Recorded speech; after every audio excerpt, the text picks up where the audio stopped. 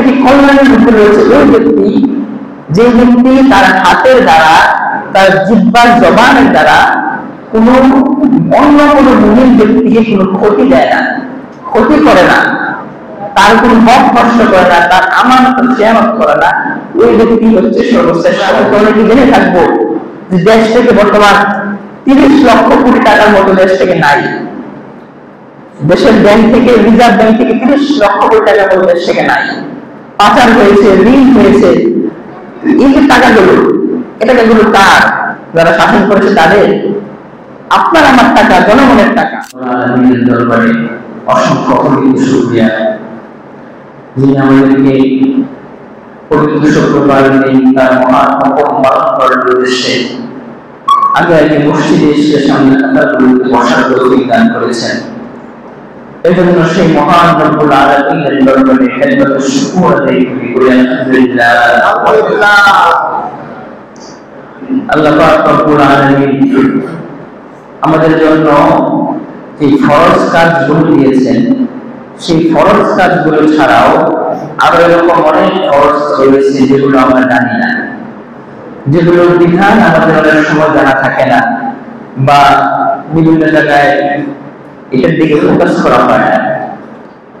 তার মধ্যে একটা ফরজ কাজ হচ্ছে মানুষের আমানতটা মানুষকে বুঝিয়ে দেয়া, অর্থাৎ আমানতটা পরিপূর্ণ আদায় করা, এটা হচ্ছে একটা ফরজ কাজ। বর্তমান আমাদের সমাজে আমানতের খেয়ানতটা অনেক বেশি হচ্ছে।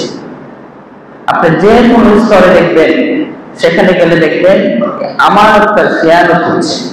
শুধুমাত্র আমরা যেটাকে জানি আমানতের খেয়ানত, যে একজনের কাছে টাকা রাখলাম, কিছু সম্পদ গচ্ছিত রাখলাম, সেই সম্পদটা সে যদি অস্বীকার করে বা সে যদি আত্মসাৎ করে, এটাকে আমরা কেবল আমানতের খেয়ানত হিসেবে জানি।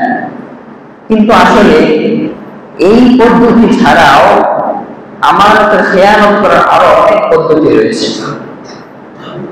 যেমন উল্লেখিত ক্ষেত্রে সূরা নিসা 58 নম্বর আয়াত আল্লাহ রাব্বুল আলামিন বলছেন যে ইন্নাল্লাহা ইয়া'মুরুকুম আন তু'আদ্দুল আমানাতি ইলা আহলিহা। আল্লাহ বলছেন নিশ্চয়ই আল্লাহ তাআলা তোমাদেরকে আদেশ করতেছেন আন তু'আদ্দুল আমানাত, যে তোমরা আমানতগুলোকে আদায় করবা, ইলা আহলিহা, তাদেরকে যারা এর উপযুক্ত হকদার। তো এই আয়াতের ব্যাখ্যা হলো এরকম যে আল্লাহ রাব্বুল আলামিন স্বয়ং আদেশ করতেছেন যে তোমরা আমানতের যারা হকদার তাদেরকে তাদের আমানতগুলো বুঝিয়ে দাও। এখানে আল্লাহ রাব্বুল আলামিনের আদেশ, এর অর্থ হচ্ছে ফরজ। যেটা আল্লাহ আদেশ করেন ওটাকে উসুলুল তাফসীরের পরিভাষায় বলা হয় এটা হলো ফরজ কাজ, ফরজ বিধান। ওই হিসাবে আমানত রক্ষা করা এটা হলো একটা ফরজ বিধান। আর এটাকে যদি কেউ লঙ্ঘন করে, খেয়ানত করে, সেটাকে বলা হবে কবিরা গুনাহ, অর্থাৎ ফরজ তরক করার যে গুনাহটা হয় সেই গুনাহ বলা হবে।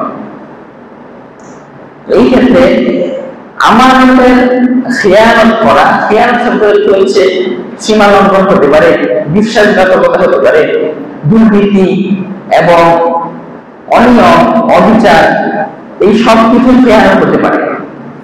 যেমন বিচার কার্য পরিচালনার ক্ষেত্রে যার যে বিচার করে, সেই বিচারের মধ্যে যদি সে বা তিনি কোন ধরনের অন্যায় কাজ অবলম্বন করে, মূল অপরাধীকে শাস্তি না দিয়ে যদি অন্য কাউকে দোষী সাব্যস্ত করে, তাহলে এই ক্ষেত্রে সে আমানতের খেয়ানত করল। অর্থাৎ যারা বাদী হয়ে মামলা করেছে, আদালতে কেসটা শুনানিটা হয়েছে যাদের কেসের উপর, মামলার উপর, ওই ব্যক্তিরা জাজকে আমানত দিচ্ছে যে আমি আমার বিচারটা, আমাদের দাবি এটা হলো আপনার কাছে আমানত। তো জাজ যদি তাদের পক্ষে ফয়সালা না করে যদি অন্যায় ভাবে অপরাধীদের পক্ষে ফয়সালা দেয়, তাহলে বলা হবে এই জাজটা আমাদের খেয়ানত করল।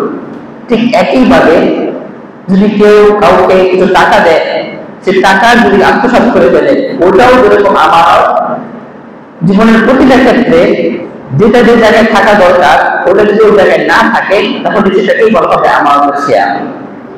যেমন আল্লাহ রাব্বুল আলামিন আমাদেরকে আদেশ করেছেন যে তোমরা খালাকাতুল জিন্না ওয়াল ইনসা ইল্লা লিয়াবুদুন, জিন এবং মানুষকে আল্লাহ সৃষ্টি করেছেন তার ইবাদত বন্দেগী করার জন্য। এই ইবাদত বন্দেগী করা এবং কোরআনে কারীম, রাসূলের সুন্নাহ এগুলোর বিধান হচ্ছে মুসলমানদের উপর, মানুষের উপর একটা আমানত। এখন যদি কেউ আল্লাহর বিধানকে ফলো না করে, নবীর সুন্নাহকে ফলো না করে, তাহলে ধরা হবে ওই ব্যক্তি আল্লাহর আমানতের খেয়ানত করবে, আল্লাহর সাথে বিশ্বাসঘাতকতা করবে। যেমন কোরআনে কারীমে এরকম আমানতের খেয়ানতের ব্যাপারে অনেক আয়াত বর্ণিত হয়েছে। একটা আয়াত আল্লাহ রাব্বুল আলামিন বলতেছেন যে ইন্নাল্লাহা ইউদাফিউ আনিল্লাযীনা আমানু, যারা মুমিন তাদের থেকে কাফেরদেরকে আল্লাহ রাব্বুল আলামিন দূরে রাখেন। ইন্নাল্লাহা লা ইউহিব্বু কুল্লা খাওয়ানিন কাফুর, নিঃসন্দেহে আল্লাহ রাব্বুল আলামিন কোন বিশ্বাসঘাতককে অথবা কোন সীমা লঙ্ঘনকারীকে আল্লাহ রাব্বুল আলামিন কখনো পছন্দ করেন না। অপর একটা আয়াত আল্লাহ রাব্বুল আলামিন বলতেছেন ওয়া ইম্মা তাখাওয়ান্না মিন কওমিন খিয়ানাতান ফামহিল ইলাইহিম আলা সাওয়া, যখন কেউ কোনো ব্যবসায় চুক্তি করতে যায় কোন কোম্পানির সাথে বা কোন দলের সাথে, ওই চুক্তি করার পূর্বে যদি মনে হয় যে যাদের সাথে আমি চুক্তি করতেছি এরা আমার টাকা আত্মসাৎ করতে পারে, তারা এই চুক্তিটা যথাযথ পালন করবে না, চুক্তিটা রক্ষা করবে না, তাহলে আল্লাহ রাব্বুল আলামিন সরাসরি আদেশ করতেছেন যদি যাদের সাথে চুক্তি করো তাদের থেকে বিশ্বাসঘাতকতা, অনিয়ম বিশ্বাসঘাতকতা যদি তোমরা ভয় করো, তাহলে সেই চুক্তিটা তোমরা তাদের দিকে ছুড়ে ফেলো। আল্লাহ রাব্বুল আলামিন তাদের সাথে চুক্তি করতে নিষেধ করেছেন যারা বিশ্বাসঘাতক, যারা সুযোগ সন্ধানী। আপনার আমার সাথে আমাদের আমানতের যারা খেয়ানত করবে তাদের সাথে কোনো ধরনের লেনদেন, চুক্তি এগুলো করতে আল্লাহ রাব্বুল আলামিন নিষেধ করেছেন। একইভাবে হাদিস শরীফে রাসূল করিম সাল্লাল্লাহু আলাইহি ওয়াসাল্লাম এক ব্যক্তি তার কাছে আসলেন, আসার পর জিজ্ঞেস করলেন ইয়া রাসূলুল্লাহ যে কিয়ামত কখন হবে? আল্লাহ হাবিব সাল্লাল্লাহু আলাইহি ওয়াসাল্লাম বলেছেন যে ইদা দুনিয়াতিল আমানাতু ফানদিরিস সাআ, যে যখন দুনিয়া থেকে আমানতদারিতা উঠে যাবে, কোনো কিছু রক্ষণাবেক্ষণ যখন দুনিয়া থেকে উঠে যাবে, তখন তোমরা কিয়ামতের অপেক্ষা করবে। তুমি সাহাবী চিন্তা করলেন যে আমানতদারিতা আবার কিভাবে উঠে যাবে? আল্লাহ হাবিব প্রশ্ন করলেন ইয়া রাসূলুল্লাহ কাইফা ইদাআতুহা, যে দুনিয়া থেকে আমানত কিভাবে উঠে যাবে? আল্লাহ হাবিব সাল্লাল্লাহু আলাইহি ওয়াসাল্লাম বললেন ইদা উসবিদাল আমরু ইলা গায়রি আহলিহি ফানদিরিস সাআ, যখন অযোগ্য ব্যক্তিকে কোন যোগ্যের চেয়ারে বা যোগ্যের স্থানে তাকে সম্মানিত করা হবে, অর্থাৎ কোন অযোগ্য ব্যক্তিকে যোগ্যের চেয়ারে বসানো হবে, যোগ্যের জায়গায় নেওয়া হবে, এটাই হবে আমানতের খেয়ানত। আর যখন তুমি দেখবে তখন কিয়ামতের জন্য অপেক্ষা করো। তাহলে আল্লাহ হাবিবের এই হাদিস অনুযায়ী বর্তমান সময়ে এটা করতেছে যখন সব থেকে বেশি আমানতের খেয়ানত আছে। আমানতের খেয়ানত আর জুলুম এর মধ্যে বেশি একটা পার্থক্য না, সামান্য কিছু পার্থক্য। জুলুমের মধ্যে যেমন ইলা গায়রি মাহাল্লিহি, যে কোনো কিছুকে তার আপন স্থান থেকে ভিন্ন স্থানে রাখা, ঠিক আমানতের খেয়ানত ঠিক একই রকম। ইদা উসবিদাল আমরু ইলা গায়রি আহলিহি, যখন কোনো প্রাপ্য বিষয় যেটা যে ব্যক্তি প্রাপ্য সেটা তাকে না দিয়ে ভিন্ন আরেকজনকে দেয়া, এটাকে বলা হয় আমানতের খেয়ানত। যেমন কিছুদিন পূর্বে আমাদের ছাত্র আন্দোলন হয়েছে, কোটা বিরোধী আন্দোলন। এই যে কোটা আন্দোলনটা, এটাও কিন্তু এক প্রকার আমানত রক্ষা করার আন্দোলন। যারা শাসক শ্রেণী ছিলেন বা আইন বাংলাদেশের আইন অনুযায়ী যে কোটার ব্যবস্থা ছিল, এই কোটাটা মূলত যারা মেধাবী ব্যক্তি, লেখাপড়া করে পরিপূর্ণ মার্কস পেয়ে যারা উত্তীর্ণ হয় তারা চাকরির ক্ষেত্রে গিয়ে বা বিভিন্ন বড় বড় বিশ্ববিদ্যালয়ের যে পরীক্ষা আছে, পরীক্ষা দিয়ে ভালো কোনো সাবজেক্ট পাচ্ছে না। আরেকজন কোটার কারণে নাম্বার 33 বা কম নাম্বার পেয়েও কোটার কারণে সে ব্যক্তি সে জায়গায় চলে যাচ্ছে, কাঙ্ক্ষিত একটা ভালো একটা সাবজেক্ট পাচ্ছে, বা দেখা যায় চাকরির ক্ষেত্রে গিয়ে ভালো কোনো পজিশন, ভালো কোনো স্যালারি, ভালো কোনো অবস্থানে গিয়ে সে পৌঁছেছে। এই যে মেধাবী ব্যক্তি সে ছিল আসলে এই জায়গায় যোগ্য, এই জায়গায় যাওয়ার উপযুক্ত সে ছিল বেশি, কিন্তু কোটার কারণে এই যোগ্য ব্যক্তিকে বাদ দিয়ে অযোগ্য ব্যক্তিকে নিয়ে যোগ্যের আসনে বসানো। এটাও শাসক শ্রেণীর থেকে জনগণের উপর এক ধরনের একটা আমানতের খেয়াল। এটার জন্যই ছাত্ররা আন্দোলন করে এই দাবিটাকে তারা বুঝে নিয়েছে। এটাও এক প্রকার আমানতের খেয়াল। এই জন্য এটা চলতেই থাকবে সমাজে, কিয়ামত যেহেতু আমাদের থেকে বেশি দূরে না। এই সময়টা আমি ভবিষ্যৎবাণী অনেকে করে গিয়েছি যে একটা সময় আসবে যখন মানুষ বেশিরভাগ তাদের থেকে আমানতের খেয়ানত প্রকাশ হবে। বিভিন্ন থেকে নিয়োগপদস্থ যত কর্মকর্তা বা যত মানুষ দুনিয়াতে বসবাস করে সবার থেকেই কোনো না কোনো ভাবে এই খেয়ানতটা, সীমা লঙ্ঘন, বিশ্বাসঘাতকতাটা, আমানতের খেয়ানতটা তার থেকে প্রকাশ করে। তার মধ্যে থেকে এখানে আমানতের কয়েকটা প্রকার আছে খেয়ানতের। সর্বপ্রথম হলো আল্লাহ রাব্বুল আলামিনের সাথে খেয়ানত করা। আল্লাহর সাথে খেয়ানত কিভাবে করে? আল্লাহর সাথে খেয়ানত করে যেমন আল্লাহ রাব্বুল আলামিন আমাদেরকে আদেশ করেছেন তোমরা নামাজ পড়ো। তো এই ক্ষেত্রে গিয়ে ইচ্ছা করে নামাজ পরিত্যাগ করা, ইচ্ছা করে নামাজ ছেড়ে দেয়া, এটা হলো আল্লাহ রাব্বুল আলামিনের উপর খেয়ানত করা, তার আদেশের উপর খেয়ানত করা, তার সীমা লঙ্ঘন করা, আল্লাহর সাথে বিশ্বাসঘাতকতা করা। এটা করলে কি হয়? আল্লাহ রাব্বুল আলামিন তাকে কঠিন আযাব দ্বারা পাকড়াও করবেন। ইন্নাল্লাহা লাশাদীদুল ইকাব, আল্লাহ রাব্বুল আলামিন শাস্তির ক্ষেত্রে অনেক কঠোর এবং কঠিন। আরো আল্লাহ রাব্বুল আলামিন কোরআনে আদেশ করতেছেন যে ফাতালিবুল রিজসা মিনাল আওতান, বলতে আলোচনা করে সামনে তোমরা নাপাক মূর্তিগুলোকে পরিত্যাগ করো। এই ক্ষেত্রে গিয়ে এসে আল্লাহ রাব্বুল আলামিন আদেশ করছেন তোমরা মূর্তিগুলোকে পরিত্যাগ করো। তো বাংলাদেশের মূর্তি নিয়ে বর্তমান যে আলোচনা সমালোচনা চলতেছে, মূর্তির কেউ পক্ষ নিচ্ছে, কেউ বিপক্ষে যাচ্ছে মূর্তির। আসলে পক্ষ যারা নিচ্ছে আমি বুঝি না তারা কি আসলে দ্বীনের আইন থেকে কতটা দূরে চলে গিয়েছে চিন্তা করে দেখেন। যেখানে স্বয়ং আল্লাহ রাব্বুল আলামিন আমাদেরকে আমানত দিচ্ছে একটা বিধান, বিধানটা কি? যে তোমরা নাপাক মূর্তিগুলোকে পরিত্যাগ করো। এটা আপনার আমাদের উপর আল্লাহর আমানত। তো উচিত ছিল আমরা প্রতিশ্রুত ওয়াদা অনুযায়ী যে আমরা আল্লাহর আমানতটা রক্ষা করব, কিন্তু আমরা কি করলাম? যারা মূর্তির পক্ষে কথা বলতেছে তারা আমানতের খেয়ানত করলো, আল্লাহর সাথে স্বয়ং বিশ্বাসঘাতকতা করলো, আল্লাহর বিধানকে লঙ্ঘন করলো। ইসলাম কোন সাম্প্রদায়িকতা, ইসলাম কোন দলকে আঘাত করে কখনো কথা বলে না। ইসলাম কখনো কোন ধর্মকে ছোট করে দেখে না। ইসলাম কখনো কোন মতবাদকে ছোট করে দেখে না। এক্ষেত্রে আপনি বলবেন যে এখানে তো অবদানের একটা বিষয় আছে, যিনি অবদান রেখেছেন তার ভাস্কর্য বা তার মূর্তি তৈরি করা হচ্ছে, এখানে তো খারাপ কোনো কিছু দেখি না। দেখেন ইসলামে কোন ধরনের প্রাণী বা মানুষ, প্রাণী বা মানুষের কোন মূর্তি বা ভাস্কর্য তৈরি করা ইসলামে নিষেধ। কিন্তু ইসলাম আরো উদার। আরো একটা হাদিস এরকম পাওয়া যায়, হাদিসের ভাষ্যটা এরকম যে ইনকুম লা বুদ্দা ফাইলা, বলতেছেন যে মূর্তি তৈরি করা, ভাস্কর্য তৈরি করা এগুলো ইসলামের মধ্যে সম্পূর্ণরূপে হারাম। তবে কোন ব্যক্তি যদি এমন পর্যায়ে চলে যাবে না একটা মূর্তি বা ভাস্কর্য তৈরি করতেই হবে, একান্ত যদি তৈরি করতে হয়, যদি কারোর ছবি আঁকতে হয়, ছবি আঁকা, মূর্তি, ভাস্কর্য সবই কিন্তু একই বিধান ইসলামের মধ্যে।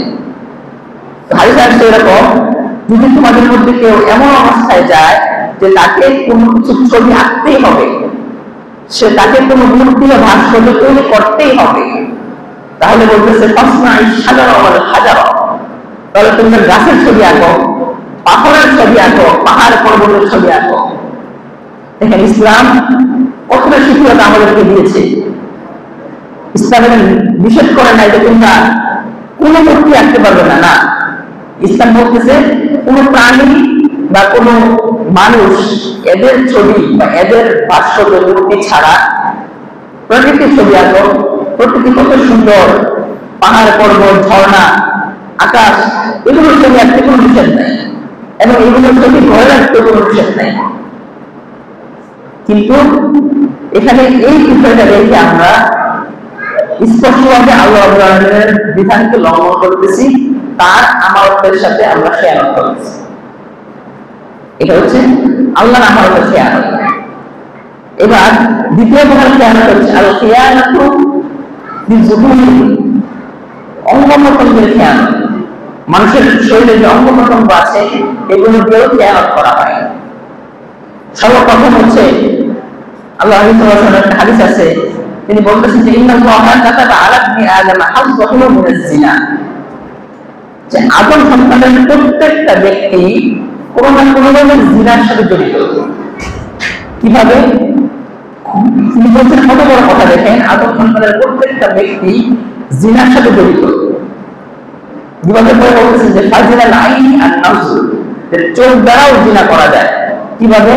হারাম কোন জিনিস দেখা, হারাম কোন জিনিসের দিকে দৃষ্টিপাত করা, এটাও মতান্তরে এক প্রকারের জিনা, যেটাকে বর্তমান পুরো বিশ্বে, বর্তমান আমাদের সমাজে লাভ এট ফার্স্ট সাইট বলে এরকম একটা শব্দ আছে। এটা শুনতে কত সুন্দর শোনা যায়, লাভ এট ফার্স্ট সাইট, কিন্তু শরীয়তের পরিভাষায় এটাকে বলে জিনা।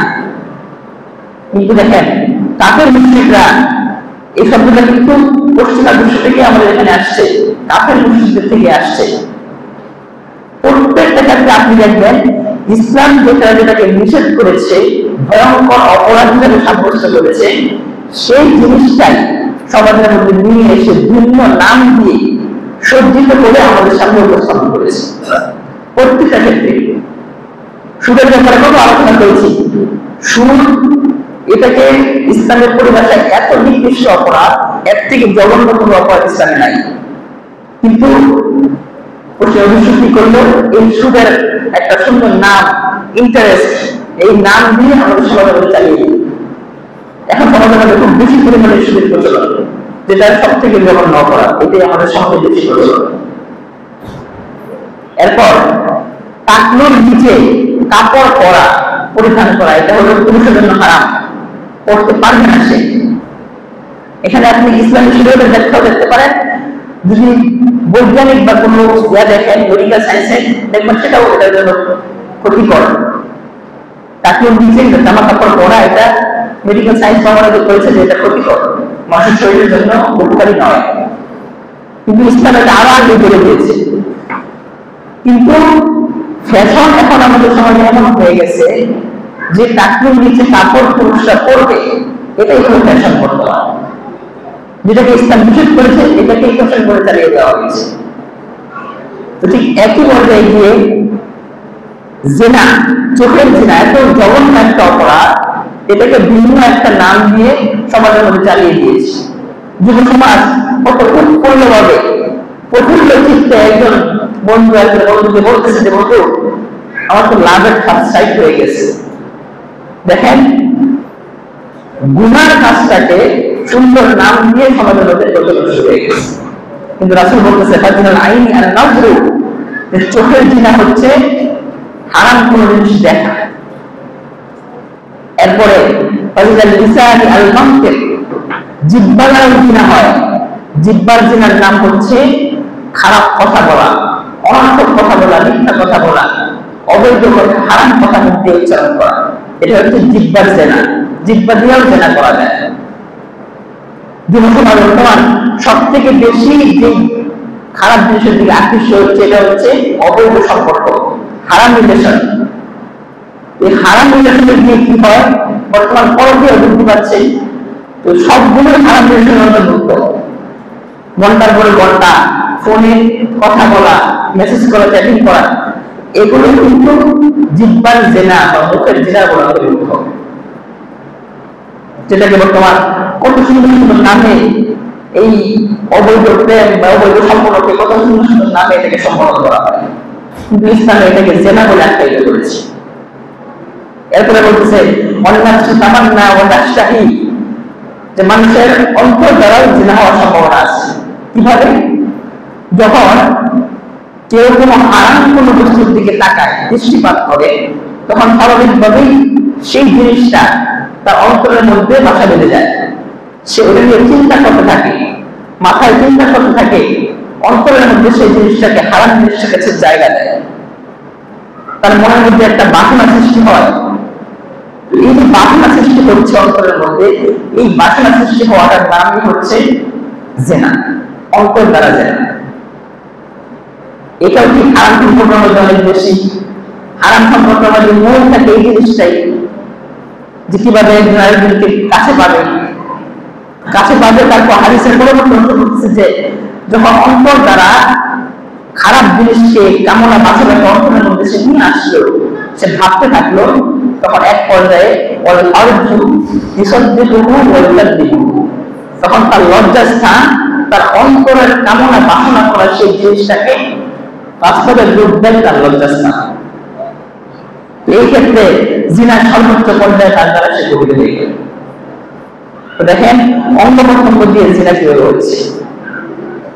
আল্লাহ হাদিস বলেছেন, আরো একটি হাদিস, যে একজন সাহাবায়ে কেরাম, তাদের মধ্যে থেকে একজন এসে জিজ্ঞেস করলেন, ইয়া রাসূলুল্লাহ আইয়ুল মুসলিমিনা খায়র, যে মুমিনদের মধ্যে সবথেকে উত্তম এবং কল্যাণকর কোন মুমিন, কল্যাণের মধ্যে রয়েছে। আল্লাহ হাদিস বললেন যে মান সালিমাল মুসলিমুনা মিন লিসানিহি ওয়া ইয়াদিহি, যে মুমিন সবথেকে কল্যাণের মধ্যে রয়েছে ওই ব্যক্তি, যে ব্যক্তি তার হাতের দ্বারা, তার জিহ্বার জবানের দ্বারা কোনো অন্য কোনো মুমিন ব্যক্তিকে কোনো ক্ষতি দেয় না, ক্ষতি করে না, তার কোনো হক নষ্ট করে না, তার আমানত খেয়ানত করে না, ওই ব্যক্তি হচ্ছে সর্বশ্রেষ্ঠ মুমিন। এটা হলো মুসলমানের পরিচয়। মুসলমানের হাত দ্বারা বা মুসলমানের মুখ দ্বারা কেউ কোনো খারাপ কাজ বা কেউ কোনো ক্ষতির সম্মুখীন হবে না। আজকে আমার ক্ষমতা আছে যে কিছু বলার, এই জন্য আমি কাজের বুয়া বলেন, দারোয়ান বলেন, ড্রাইভার বলেন, আমার অধীনস্থ যারা আছে তাদেরকে গালি দিলাম। আমার ক্ষমতা আছে একটা গালি দেওয়ার, একটা গালি দিয়ে দিলাম, আমি একটা ধমক দিয়ে দিলাম অন্যায় ভাবে, যেটা তার প্রাপ্য ছিল না। আসলে বলতেছেন তুমি তো ফাসিকই করলা, ফাসিক হয়ে গেছে ওই ব্যক্তি, সে গুনাহের মধ্যে লিপ্ত হয়ে গেছে। হাদিসে আসছে সিবাবুল মুমিনি ফুসুকুন, কোন মুমিনকে গালি দেওয়া হচ্ছে ফাসিকি। আজকে আমার ক্ষমতা আছে, এই জন্য আমি ওই আমার অধীনস্থ ব্যক্তিকে গালি দিয়ে বসলাম, ধমক দিয়ে বসলাম, তার আমানত আমি নষ্ট করলাম, খেয়ানত করলাম। এবার আমার ক্ষমতা আছে, আমি কাউকে একটা আঘাত করলাম, কারোর উপর আঘাত করলাম, আমি আমার হাতের দ্বারা কারোর উপর আঘাত করলাম। তাছাড়া বলতেছে ওই ব্যক্তি প্রকৃত ভূমিকা হতে পারবে না যে ব্যক্তি অন্যায় ভাবে তার হাত দ্বারা বা তার মুখ দ্বারা কোন মুসলমান নিরাপদ না, সে ভূমিকা হতে পারবে না। এরপরে জবান আমার আল্লাহ দিয়েছেন, জবান দ্বারা আমি অনর্থক কথা, মিথ্যা কথা বা অনৈতিক প্রতিশ্রুতি, যেটা আমাদের শাসকশ্রেণীরা করে থাকে, যে আমি ক্ষমতা আসলে এই করবো সেই করবো, আপনাদেরকে এই সুযোগ আমি দিব, কিন্তু ক্ষমতায় আসার পরে হারিকেন দিয়ে খুঁজে পাওয়া যায় না। ঠিক একই অবস্থা আমাদের সাথে হয়ে যাচ্ছে, প্রচুর মিথ্যা কথা। ভাই আপনি কোথায় আছেন? ভাই আমি এই তো, সে আছে এখনো মনে করেন ক্রিকেট বলছে, ভাই আমি তো আশরা চলে আসছি। তো এই যে মিথ্যা কথা, এই সবগুলো হচ্ছে জবানের জেনা, জবানের দ্বারা জবানের অপব্যবহার এবং জবানের খেয়ানত, এগুলো হচ্ছে জবানের খেয়ানত। আর হাদিসে আসছে এরকম যে ইন্না সিদকা ইয়াহদি ইলাল বিররি, যে সত্য কথা বলা, ন্যায়ের কথা বলা, হক কথা বলা, এগুলো হচ্ছে একটা কল্যাণের কাজ এবং কল্যাণের দিকে পথ প্রদর্শন করে। এগুলো একটা কল্যাণ বা একটা সুন্দর পরিণামের দিকে নিয়ে যায়। পরে বলছে ওয়াল বিররু ইয়াহদি ইলাল জান্নাহ, আর যে কোনো নেক কাজ জান্নাতের দিকে নিয়ে যায়। এরপর বলতেছে ওয়া ইন্না রাজুলা লা ইয়াসদুকু হাত্তা ইয়াকুনা সিদ্দিকা, যে ব্যক্তি সত্য কথা বলে, তার জবান দিয়ে কোনো অনর্থক কথা বলে না, অবৈধ প্রতিশ্রুতি দেয় না, যা বলে সত্য বলে, হক কথা বলে, ওই ব্যক্তির নাম আল্লাহর দরবারে লিপিবদ্ধ হয়ে যায় সিদ্দিক। সিদ্দিক বলা হয় সত্যবাদী। সত্যবাদী হিসাবে ওই ব্যক্তির নাম আল্লাহর দরবারে লিপিবদ্ধ হয়ে যায়। এরপর এর বিপরীত আছে, বিপরীত হলো ইন্নাল কাযিবা ইয়াহদি ইলাল ফুজুর। মিথ্যা কথা বলা, অবৈধ প্রতিশ্রুতি দেওয়া, বাতিল কথা, খারাপ কথা মুখ দিয়ে উচ্চারণ করলে এই কথাগুলো তাকে অপরাধের দিকে নিয়ে যায়, পাপ কাজের দিকে নিয়ে যায়। একটা মিথ্যা কথা হাজারটা পাপ কাজের দরজা খুলে দেয়। ওয়াইনাল ফুজুর ইয়াহদি ইলান নার, আর যে কোনো পাপ কাজ জাহান্নামের দিকে নিয়ে যায়। এবার বলছে ওয়াইনাল কাযিবা লা ইয়াকযিবু হাত্তা ইউক্তাবা ইন্নাল্লাহি কাযযাবা। যে ব্যক্তি এরকম মিথ্যা প্রতিশ্রুতি করতেই থাকে, অবৈধ কথা বলতেই থাকে, খারাপ কথা বলতেই থাকে, ওই ব্যক্তির নাম একটা পর্যায়ে গিয়ে আল্লাহর দরবারে মৃত্যু হিসেবে লিপিবদ্ধ হয়ে যায়। এই জন্য জবান আল্লাহ দিয়েছেন, হাত পা আল্লাহ দিয়েছেন, তাই বলে জবানের অপব্যবহার করবো, আমার উপর খেয়ানত করবো, এটা কোনোভাবেই আপনার আমার থেকে কাম্য হয়, এটা কখনো হতে পারে না। এই জন্য জবানের হেফাজত সহ অঙ্গ প্রত্যঙ্গের যত গুনাহ আছে, যে আমাদের খেয়ানত গুলো আছে, এগুলো থেকে যেন আমরা বেঁচে থাকতে পারি, এই খেয়ালটা আমরা করবো। এরপর আরো একটা হলো হাতের মাধ্যমে বা আপনার কাছে কেউ সম্পদ আমানত রাখলো, ওই সম্পদটা আত্মসাৎ করলেন, বা কোন একটা সংগঠনের কেউ প্রধান হলো বা রাষ্ট্রের প্রধান হলো, যে যে পজিশনে গেছে, অবস্থানে গিয়েছে, তাকে কিছু সম্পদ বা ওই সংগঠনের কিছু টাকা তার কাছে আমানত রাখা হলো। এখন সে দেখে গেল সে আমার খেয়ানত করে বসল। এটা অত্যন্ত জঘন্য একটা অপরাধ। জনগণের টাকা বলেন, সংগঠনের টাকা বলেন, মাদ্রাসা মসজিদের টাকা বলেন, যেহেতু এখান থেকে দায়িত্ব পালন করে, তার দ্বারা যদি জনগণের টাকা আত্মসাৎ হয়ে যায়, তাহলে এটার ব্যাপারে আল্লাহ হাদিস সাল্লাল্লাহু আলাইহি ওয়াসাল্লাম তার হাদিসে অত্যন্ত ভয়ঙ্কর হুঁশিয়ারি দিয়ে গিয়েছেন। আল্লাহ হাদিস বলতেছেন যে কোন ব্যক্তি যদি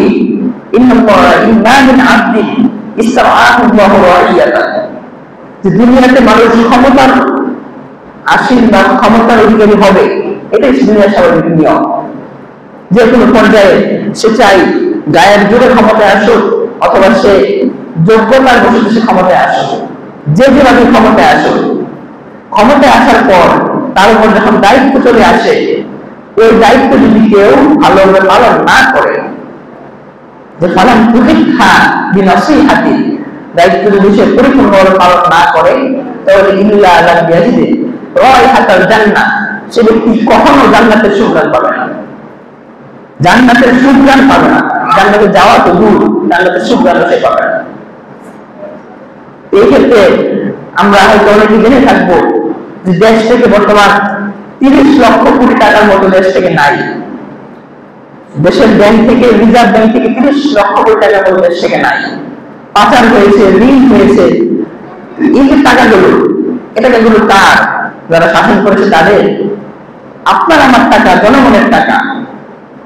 এই যে একটা একটা টাকা সবার থেকে যে করে এর কাছ থেকে যায়, টাকা তো ঠিক জনগণের দিয়েছে, ভর্তি তো হবে ঠিক আমাদের। এই জন্য যারা এই টাকাগুলো নিয়েছে, আপনি ধরে রাখেন এরা কখনো জান্নাতের সুযোগ পাবেন। আপনার আমার পক্ষ থেকে এক থেকে বেশি কিছু করার নাই, আপনি আমি কি করতে পারবো। তবে আশা রাখবেন এটা। আর একটা হাদিস আমি শুনেছিলাম একদিন, যে ব্যক্তি অনেক ইবাদত, অনেক আমল নিয়ে জান্নাতে উঠবে, কিয়ামতের ময়দানে, হাসরের ময়দানে উঠবে। ওঠার পরে এক ব্যক্তি আসবে, এসে বলবে যে আল্লাহ, এই ব্যক্তি তো আমার সাথে অন্যায় কাজ করেছে, আমার আমানতের খেয়ানত করেছে এই ব্যক্তি, আমার সম্পদ আমি ব্যাংকে রেখেছিলাম, সেখান থেকে সব টাকা পাচার করে দিয়েছে। আল্লাহ বললেন কি, ঠিক আছে, আজকে তার আমল নামা থেকে নিয়ে নাও। এই জন্য আপনি হতাশ হওয়ার কোনো কারণ নাই। আপনি ভেবে রাখেন যে যারা 30 লক্ষ কোটি টাকা বা 10 কোটি টাকা নিয়ে গেছে দেশ থেকে, আপনি ধরে রাখেন যে আপনার গুণাগুলো নিয়ে গেছে, আপনার সমস্ত গুণাগুলো ওই ব্যক্তিরা নিয়ে গিয়েছে। এই জন্য হতাশ হওয়ার কোনো কারণ নাই। কিয়ামতের ময়দানে উপস্থিত হবেন, কাঠগড়ায় দাঁড় করিয়ে বলবেন যে আজকে আমার সমস্ত গুনাহ নিয়ে যাও, সমস্ত আমলগুলো দিয়ে যাও তোমার। আর যদি না পারো তো ঠিক আছে, আজকে তোমরা আশাবাদ করো জাহান্নামের সেই শাস্তি, ভয়ঙ্কর আযাব তোমরা আশাবাদ করো। এই জন্য ক্ষমতা পাওয়া এটা অত্যন্ত কঠিন একটা বিষয়। এরকম ভাবে আমাদের আকারে বলে থাকে যে আগুনের উপরে একটা গরম তাওয়া যদি বসানো হয়, ওই তাওয়ার উপরে কোনো মানুষকে যদি বসিয়ে দেওয়া হয়, এটার যে একটা যন্ত্রণা ক্ষমতায় বসার তার থেকে বেশি যন্ত্রণা দেয়। কারণ আপনি যদি ক্ষমতায় বসে থাকেন, এখন আমি একটা ক্ষমতার মধ্যে আছি, কারণ আমি এখানে আপনাদের প্রতি বিষয় দায়িত্ব পালন করতেছি। আমাকে জিজ্ঞেস করা হবে আপনাদের সবার সম্পর্কে, একজনের নাম করে জিজ্ঞেস করা হবে যে ওই ব্যক্তিটা সম্পর্কে আপনি কি বলেছেন, অবশ্যই জিজ্ঞেস করা হবে। আজকে যে ব্যক্তি সাধারণ ব্যক্তি, যার আন্ডারে কেউ কাজ করে না, ওই ব্যক্তি সব থেকে নিরাপদ। গরিব ব্যক্তি, রিক্সাওয়ালা, সে সব থেকে নিরাপদ। ওই ব্যক্তি হিসাব বিনা করতে গেলে নিজের আমার হিসাব দিতে পারবে, নাইলে আল্লাহ রাব্বুল আলামিন তাকে দয়া করে তাকে মাফ করে দিতে পারেন। কিন্তু যে ক্ষমতাশীল ব্যক্তি, যার আন্ডারে 2-3 বা তার থেকে অধিক পরিমাণে কাজ করেছে, যার আন্ডারে ছিল, ওই ব্যক্তি প্রত্যেক দিনের হিসাব একটা হিসাব বুঝে রাখ করে ওই ব্যক্তি তার আপন জায়গা থেকে করতে পারবেন। কোনরকম নয়, তোমাদের প্রত্যেকেই হলো এক একজন জিম্মাদার, দায়িত্বশীল। অপরিণত নয়, আমার অনু নাম নয়, প্রত্যেককেই জিজ্ঞাসা হবে তার অধীনস্থদের সম্পর্কে। এই জন্য ক্ষমতার জন্য লাফালাফি করে ক্ষমতার জন্য যে আমি এই হতে চাই, সেই হতে চাই। দেখবেন এই লোকটা ক্ষমতার জন্য খুব লাফালাফি করতেছে, পরে যখন ক্ষমতায় আসে সে কেন ক্ষমতায় আসলে ভুলে যায়। আর আমাদের আলাদা বলছিলাম যে খেয়ানত কাকে বলে? খেয়ানত বলে ইদা উসতিদাল আমরু ইলা গায়রি আহলি, যখন অযোগ্য ব্যক্তিকে যোগ্যের স্থানে নেওয়া হয়, ওই ব্যক্তিরাই হচ্ছে সব থেকে বড় খেয়ানতকারী। এই ক্ষেত্রে যারা ক্ষমতার জন্য অনেক বেশি লাফালাফি করে, তাদের বেশিরভাগই অযোগ্য। এই সমস্ত অযোগ্য ব্যক্তিকে ক্ষমতার আসন নিয়ে বসান, আর দেখেন টাকা নিয়ে পাচার করে দেয়, আর না হলে খারাপ করছে দেশের সাথে করে দেয়। এটা নীতিনৈতিকতার অভাব, ধর্মীয় শিক্ষার অভাব, এবং সর্বোপরি যোগ্যতার অভাব। যোগ্য ব্যক্তিরা কখনো এটা করতে পারে না। এই জন্য সমাজকে এগুলো থেকে বাঁচাতে হবে। এই জন্য আপনি আমি কখনো এগুলো নিয়ে হতাশ হওয়ার দরকার নেই। সবার জন্য সবার জন্য আল্লাহ যথেষ্ট। তাদের জন্য শাস্তিকারীর রূপে আল্লাহ যথেষ্ট, আর আমাদের জন্য সাহায্যকারীর রূপে আল্লাহ যথেষ্ট। এরপরে আমাদের খেয়ালে আরো এক প্রকার, যারা বিভিন্ন চাকরির বড় কোনো পোস্টে আছে, বড় কোনো পদে আছে, তো এখানে বাংলাদেশে বর্তমান আগামী ভবিষ্যৎ কি হবে জানি না। ছাত্ররা তো বলতেছে যে, বা যারা বর্তমান উপদেষ্টা হয়েছে তারা তো বলতেছে যে ঘুষ সুদ এগুলো থেকে সমাজকে মুক্ত করবে। যারা বড় কোনো চাকরির পদে আছে তারা তো টেবিলের উপর দিয়ে, তো আর এখন আগে থেকে টেবিলের উপর দিয়ে নেওয়া যেত না। টেবিলের উপর দিয়ে যেটা যায় এটা তো হলো বৈধ, কিন্তু কিছু টেবিল নিচ দিয়ে, টেবিলের নিচ দিয়ে যেগুলো যায় এগুলোর ব্যাপারেও আল্লাহ হাদিস সাল্লাল্লাহু আলাইহি ওয়াসাল্লামের স্পষ্ট হাদিস আছে। হাদিসটা এরকম যে একটা সম্প্রদায় ছিল ওই সময়ের, সম্প্রদায়ের এক ব্যক্তির নাম ছিল উতাইবিয়া। আল্লাহ হাদিস সাল্লাল্লাহু আলাইহি ওয়াসাল্লাম একবার হাদিস শরীফে বলতে ইসলামের নবী সাল্লাল্লাহু আলাইহি ওয়াসাল্লাম এর কুজদি ইকল লাহু উতাইবিয়া, যে আগে দুই কিন্তু দেখতেন যে বর্তমান আমাদের সমাজে এটা নাই। যাকাত তোলার জন্য, সরকার টাকা তোলার জন্য কিছু ব্যক্তিদেরকে সমাজ থেকে বাছাই করা হতো। বর্তমান আমাদের সময়ে চাকরি দিলে সেটা বুঝাইতে পারে, কোনো সমস্যা নেই, যারা বড় কোনো চাকরি করে।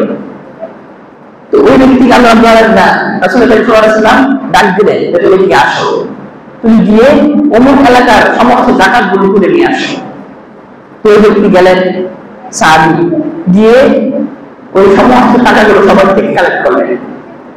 তো কালেক্ট করার সময় ওই ব্যক্তি যখন দেখলেন যে কিছু কিছু ব্যক্তিরা অনেক বেশি দয়াশীল, তারা চিন্তা করলো যে ওই ব্যক্তিটা রোদে পুড়ে কষ্ট করে আমাদের থেকে টাকা তুলতেছে, তাকে আমরা কিছু হাদিয়া দিই।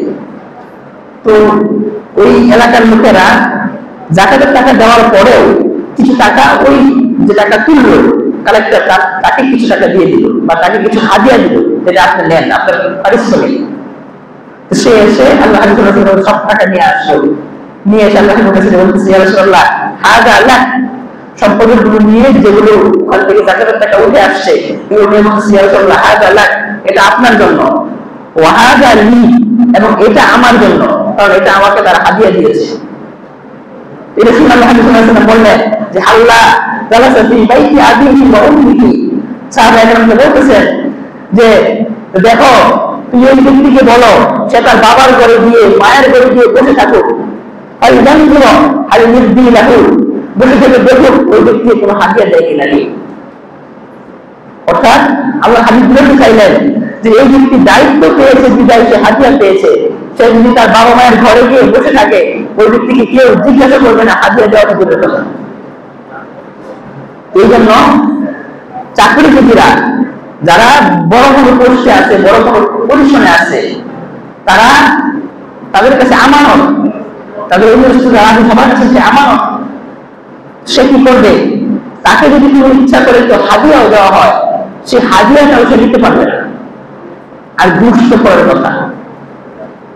এই জন্য এই সব কিছু হলো আমানতের খেয়ালের একটা প্রকার। আমানতগুলো খেয়াল যদি কেউ করে তাহলে হাদিসে এরকম ভাবে আসছে, এই হাদিসে আসছে মানে একটা আয়াতও আসছে, যে আয়াতটা আমি শুনতে তেলাওয়াত করেছি। আয়াতটা এরকম যে ওমা কানা লিনাবিয়্যিন আইয়াকুল, যে কোন নবীর জন্য কোন মানুষের সম্পদ বা কোন মানুষের সাথে বিশ্বাসঘাতকতা করা, সীমা লঙ্ঘন করা, দুর্নীতি করা কোন নবীর জন্য জায়েজ নেই। এরপর বলতেছে ওমা ইয়াকুল, আর যে ব্যক্তি দুর্নীতি করে, অপব্যয় করে এবং বিশ্বাসঘাতকতা করে, মনে করেন সমাজে যা অপরাধ আছে ঘুষ সুদ এসব কিছু আপনি এই আয়াতের উপরে নিয়ে আসতে পারেন, কোনো সমস্যা নেই। এই আয়াতের এত ব্যক্তি যারা সমাজের মধ্যে বিশ্বাসঘাতকতা করে, খেয়ানত করে, তারা ইউতা ইয়াউমাল কিয়ামা ওয়া ইয়াকুল ইয়াতি বিমা ইয়াউমাল কিয়ামা, যে যেটা নিয়ে খেয়ানত করলো ওই জিনিসটা সে তুলে নিয়ে কিয়ামতের ময়দানে আল্লাহর সামনে দাঁড়াইতে হবে। এমন না যে কিছু টাকা নিয়ে গেল, এটাকে জাস্ট একদম রেখে দিল, সে আল্লাহর সামনে কিয়ামতের সামনে কিয়ামতের ময়দানে উঠে গেল, সে ওই বিষয়টা বিমানের সামনে প্রকাশ সামনে এরকম না। প্রত্যেকটা বিষয় এরকম সবাই দেখবে এবং ঘাড়ে করে নিয়ে সে কিয়ামতের ময়দানে উঠবে। হাদিসে আরো বিস্তারিত আসছে, হাদিসে আসছে যে ওয়ালা বাকরা, যে কোন গরু, যদি কোনো গরুকে এরকম আত্মসাৎ করে কোনো মানুষের কাছ থেকে খেয়ানত করে, আমার খেয়ানত করে, ওই গরুকে আসলে ময়দানে নিয়ে উঠবে এমন অবস্থায় যে গরু চিল্লাচিল্লি করে থাকবে। এরপরে উটের কথা বলতেছে যে উট যদি কেউ আত্মসাৎ করে, সেই উটকে সে কাঁধে করে নিয়ে গিয়ে আমাদের ময়দানে দাঁড়াবে। বকরি যদি কেউ নিয়ে যায়, ওই বকরিকে কাঁধে করে তুলে গিয়ে আমাদের ময়দানে দাঁড়াবে। তার কোনো ছাড় নাই। তখন আমরা বলি একটা জিনিসের হিসাব তার থেকে নিয়ে তারপর সে জায়গা থেকে তার করতে হবে, এছাড়া কোনো উপায় নেই। এই জন্য সমাজের এই সমস্ত ব্যাধি বলা হয় এগুলোকে সমাজের ক্যান্সার, এই সমাজের ক্যান্সার গুলোকে সমাজ থেকে আপনাকে আমাকে সরাতে হবে। তার জন্য সর্বপ্রথম আপনাকে আমাকে নিজেকে শুদ্ধ হতে হবে, এত বাকি সবাই। আমি যদি নিজে শুদ্ধ হয়ে যাই তাহলে কারোর ক্ষমতা নাই যে আমাদেরকে খারাপ পথে নেওয়া, কারোর ক্ষমতা নাই। এই জন্য সব থেকে বেশি ভয় করতে হবে আমাদের ক্ষমতাকে। কোন ক্ষমতাকে আমাদের সবার আগে ভয় করতে হবে, যে ক্ষমতা যদি আমি হাতে নেই এর কতটুকু পরিপূর্ণ সঠিক ব্যবহার আমি করতে পারবো। যদি করতে না পারি, অন্তর যদি আমার জবাব দেয় যে না আমি এটা করতে পারবো না, তখন আল্লাহ রাস্তা থেকে ছেড়ে দিবে। আমি হলে এটার বোঝা, এটার জ্বালা যন্ত্রণা আপনি কখনো সত্যিভাবে বলতে পারবেন না। এই জন্য আল্লাহ পাক রব্বুল আমাদেরকে এই ধরনের ফিতনা ফাসাদ এবং সব ধরনের আমানতের খেয়ানত, দুর্নীতি, অপব্যয়, এরপরে বিশ্বাসঘাতকতা, এই সমস্ত খারাপ গুণ থেকে আমাদেরকে এবং আমাদের সমাজকে আল্লাহ রাব্বুল আলামিন হেফাজত